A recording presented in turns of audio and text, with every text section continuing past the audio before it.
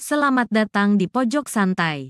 Sebelum Anda mendengarkan audiobook ini, kami menginformasikan bahwa channel ini adalah review audio dari buku yang ada di Indonesia. Untuk membaca keseluruhan buku ini, kami menyarankan membeli buku aslinya di toko buku kesayangan Anda, baik offline maupun online. Keberadaan channel ini dimaksudkan untuk membantu Anda mendapatkan pengetahuan dari buku-buku kesayangan Anda. Jangan lupa untuk subscribe, like, dan komen. Selamat datang di Pojok Santai, channel khusus yang membahas komik dan novel dengan cara asik. Warog Sumogantra dan anak buahnya mendapati keanehan di tempat mereka sembunyi. Keanehan seperti apa? Yuk langsung saja disimak video berikut ini.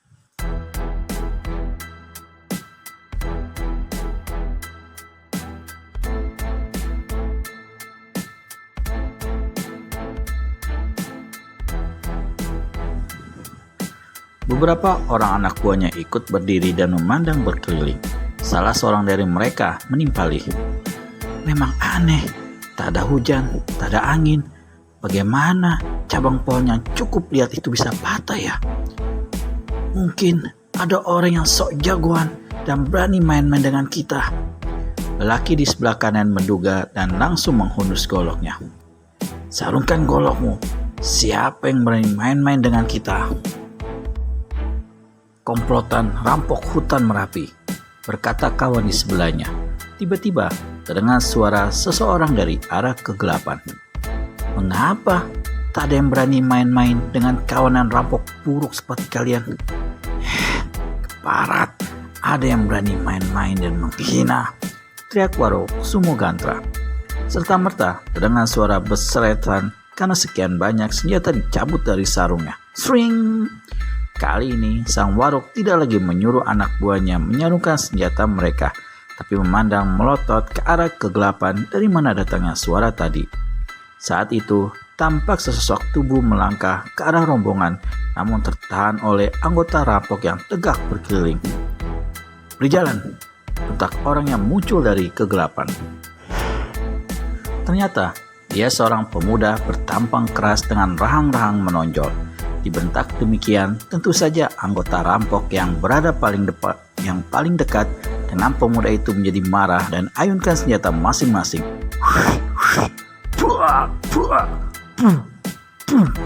Empat orang anggota rampok menjerit kesakitan. Senjata masing-masing mencelat mental dan tubuh mereka tergelimpang berjatuhan. Tentu saja hal ini mengejutkan semua anggota rampok hutan Merapi, terutama pimpinan mereka, yaitu Warog Sumogantra. Rupanya benar-benar ada yang berani main-main cari penyakit. Apa tidak tahu berhadapan dengan siapa? Bentak Warog Sumogantra. Kau, pimpinan monyet-monyet di sini, pasti kau tuli. Bukankah tadi sudah kukatakan bahwa kalian ada rampok-rampok buruk yang malam ini tengah merencanakan perampokan terhadap rombongan istana, hendak menculik seorang putri kerajaan. Bangsat ini pasti sudah mencuri dengar pembicaraan kita. Mintain sejak tadi. Ucapan anak buah Sumogantra ini terputus ketika satu tamparan melabrak mukanya, hingga tubuhnya terlempar dan terguling pingsan di hadapan kaki pemimpinnya. Aku Pangeran Matahari. Sebagai seorang pangeran, tak ada satu manusia pun yang boleh memakiku. Hah? Apa? Siapa namamu? Bentak Warog Sumogantra karena heran mendengar nama yang disebutkan si pemuda. Aku Pangeran Matahari dari puncak Merapi. Mulai malam ini, aku mengambil pimpinan di sini.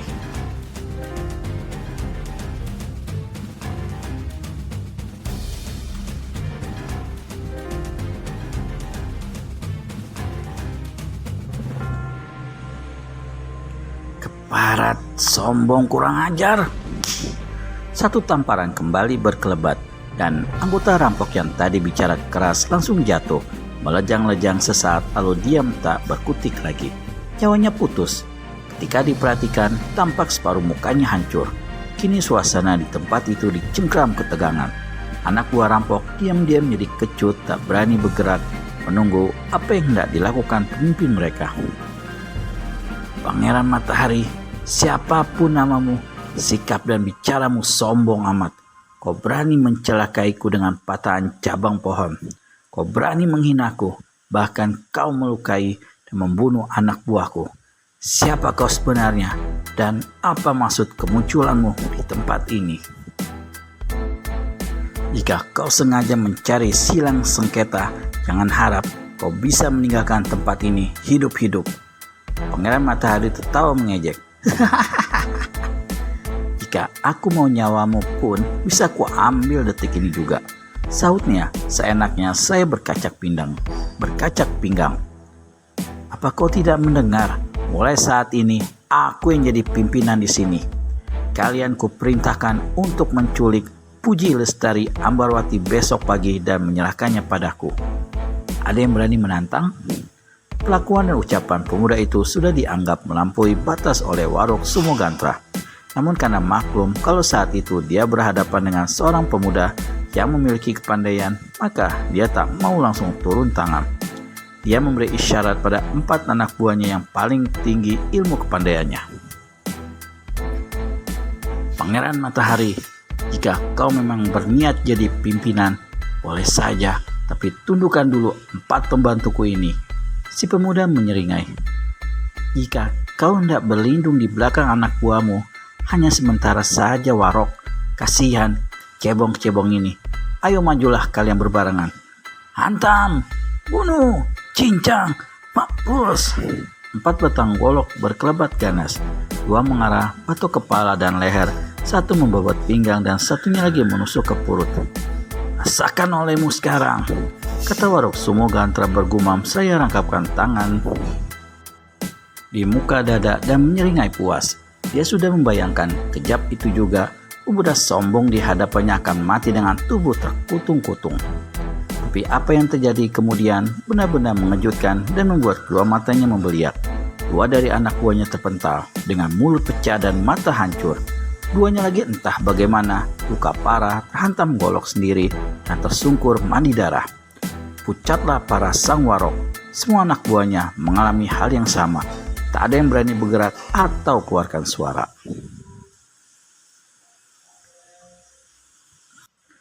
Lutut masing-masing terasa goyah, sedang tengkuk mendadak sontak jadi dingin. Cukup, teriak Sumogantra. Sekarang giliran untuk mampus. Kepala rampok ini maju 3 langkah. Sejarak 4 langkah dari hadapan si pemuda, dia hantamkan tangan kanannya.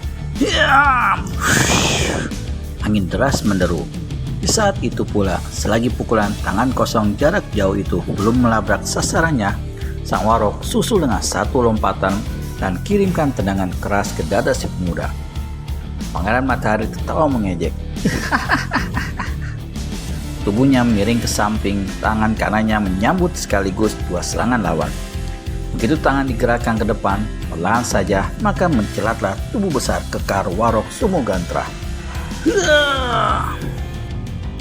Kepala rampok ini cepat jungkir balik di udara.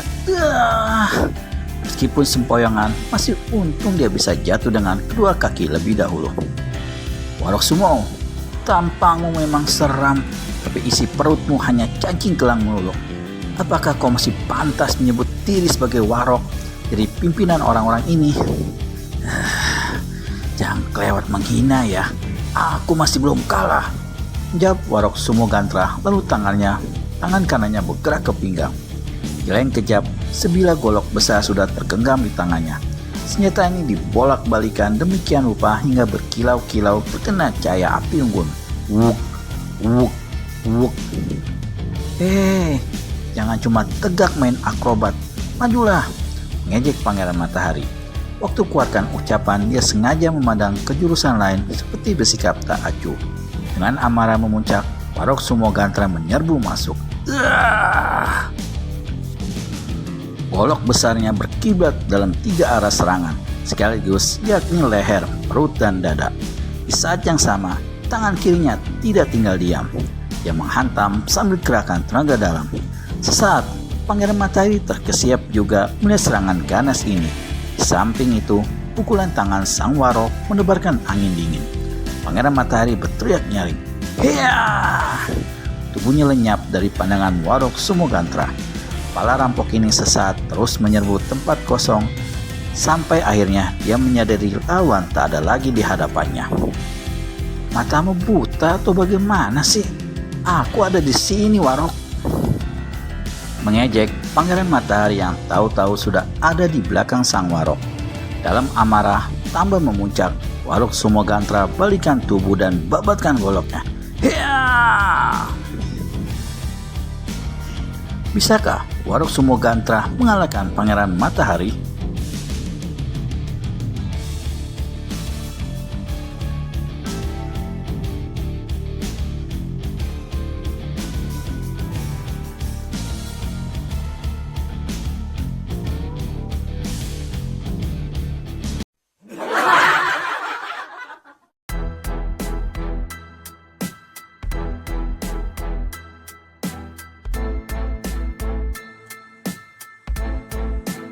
Matamu buta atau bagaimana? Aku ada di sini, warok.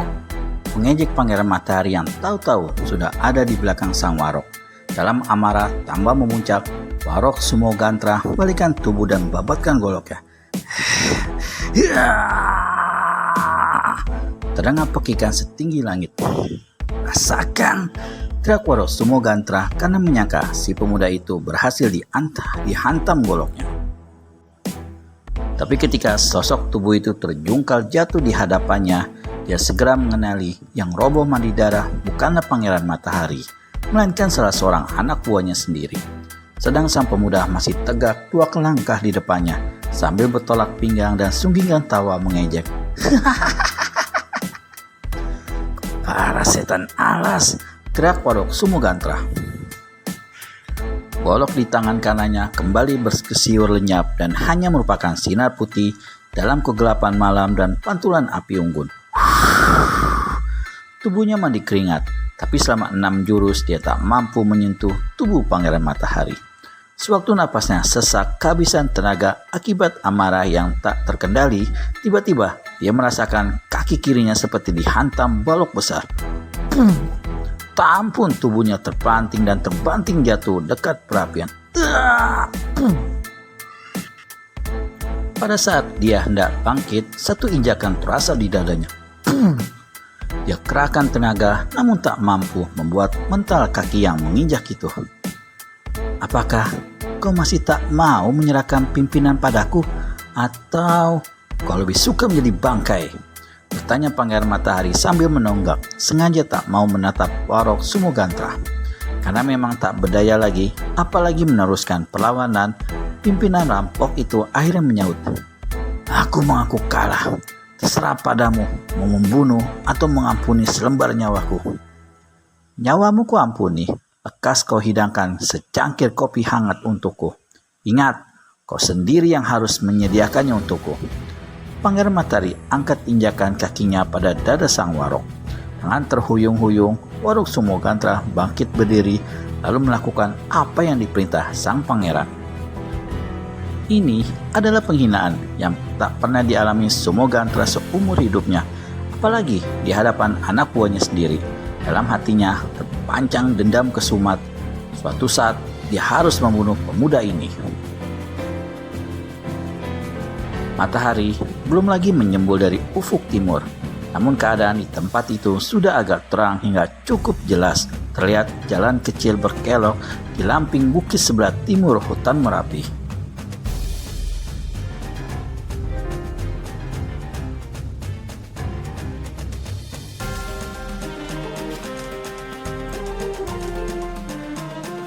Puluh anak buah Sumogantra telah berada di tempat-tempat yang diatur. Sementara Pangeran Matahari duduk di sebuah batu besar dan sang warok tegak di sampingnya. Tak selang berapa lama, ketika serombongan burung nampak melayang di udara, lapat-lapat terdengar suara derap kaki kuda. Mereka datang, Pangeran, berkata warok Sumogantra. Pangeran Matahari mengangguk kecil dan layangkan pandangannya ke timur. Dari balik kelokan jalan yang mendaki tampak kepala 5 ekor kuda, disusul 5 ekor lagi di sebelah belakang. Lalu sebuah kereta ditarik 2 ekor kuda coklat. Setelah itu, masih ada 5 pengawal berkuda di sebelah belakang. Dugaanku tepat. Jumlah pengawal tidak sampai 20. Tapi, Warog Sumogantra hentikan kata-katanya. Suaranya seperti tercekat. Dia memandang tajam ke arah rombongan dan di bawah sana. Apa yang membuatmu tiba-tiba kecut,